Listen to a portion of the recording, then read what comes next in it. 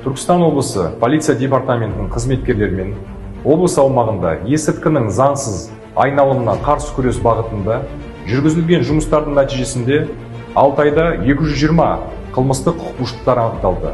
Атқарылған іс-шаралардың нәтижесінде заңсыз айналымнан жалпы 250 килограммнан астам әртүрлі есірткі заттар тәркіленді. Қабылданған шаралардың нәтижесінде аталған мерзімде 2 есірткі фитолаборатория жойылды. 6 айда анықталған қылмыстар бойынша жалпы 82 тұлға қамауға алынды. Сонымен қатар, ағымдағы жылдың 1 маусымнан бастап республика аумағында қара сора 20-25 профилактикалық іс-шарасы өткізілуде. Бір айда 63 есірткіге қатысты қылмыстар анықталды. Заңсыз айналымнан 57 килограммнан астам есірткі заттар тәркіленді. 6000-нан астам есірткі өсімдіктері жойылды. Трамадол психотроптық заттармен байланысты ұйымдасқан қылмыстық топқа қатысты 2 қылмыстық іс қозғалды. Іс-шара кезінде 10 тұлға есірткі қылмыстары бойынша қамауға алынды.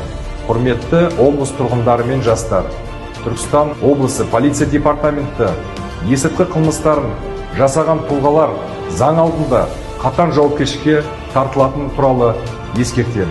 Қазіргі таңда қылмыстық кодексіне сәйкес оқу орындарында және кәмелетке толмағандарға есірткіні, оның ішінде синтетикалық есірткі сатқан тұлғаларға 10 жылдан бастап немесе өмір бойы бас бостандығынан айыру жазасы қарастырылған.